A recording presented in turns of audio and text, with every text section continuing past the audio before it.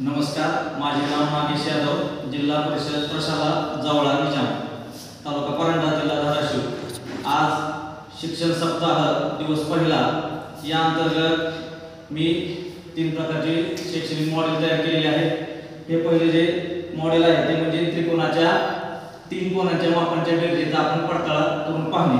हा त्रिकोण ABC हा त्रिकोण आहे आणि आपण आता या त्रिकोणाच्या 3 कोनांच्या मापांचे बेरीज करून पाहूया।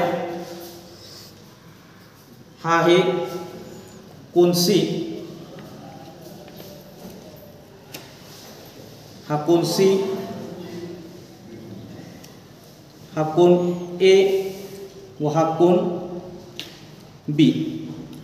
हे तीन कोन त्रिकोणाचे 3 कोन आपण ओळीनं मांडलेले आहेत, म्हणजे त्याची आपण बेरीज केलेली आहे। आणि आपण पाहू शकता की त्यांची बेरीज केल्यानंतर आपल्याला एक सरळ रेषा मिळते आणि आपणास माहित आहे की सरळ रेषेचे माप 180 अंश असते। यावरून सिद्ध होते की त्रिकोणाच्या 3 कोनांच्या मापांची बेरीज 180 अंश असते। यानंतर माझ्या दुसऱ्या साहित्याचे नाव आहे हे म्हणजे त्रिकोणांची एकरूपता पाहणे।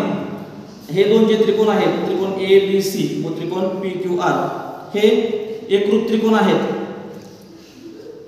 आणि ते A एकास एक संगत P, B एकास एक संगत Q आणि C एकास एक संगत R। या एकास एक संगतीनुसार हे 2 त्रिकोण एकरूप आहेत। आपण पाहू शकतो की हे 2 त्रिकोण अगदी तंतोतंत जुळत आहेत। जेव्हा आपण यांची एकास एक संगती बदलतो, म्हणजे आता मी खालची ही बाजू बदलतो, आता यावेळी हे 2 त्रिकोण तंतोतंत जुळत नाहीत। म्हणजेच यावरून आपल्याला एकास एक संगतीची संकल्पना आणि त्याचे महत्त्व स्पष्ट होते की जेव्हा 2 त्रिकोण एकरूप असतात तेव्हा ते विशिष्ट अशा एकास एक संगतीनुसारच एकरूप असतात। इतर एकास एक संगतीनुसार त्यांची एकरूपता आपण सांगू शकत नाही। त्यामुळे हे एकास एक संगतीचं महत्त्व सांगण्यासाठी हे शैक्षणिक साहित्य उपयुक्त आहे। आणि आजचे हे तिसरं साहित्य आहे तो एक घनाकृती ठोकळा आहे। विद्यार्थ्यांना त्रिमितीय आकृतींची ओळख करून देण्यासाठी घनाच्या कडा, पृष्ठभाग व त्यांचे कोपरे यांची ओळख इत्यादींची ओळख करून देण्यासाठी या साहित्याचा उपयोग होऊ शकतो।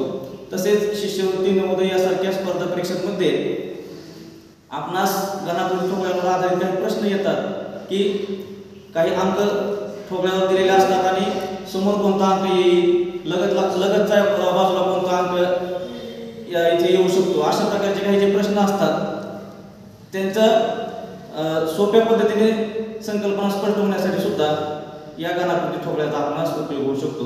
धन्यवाद।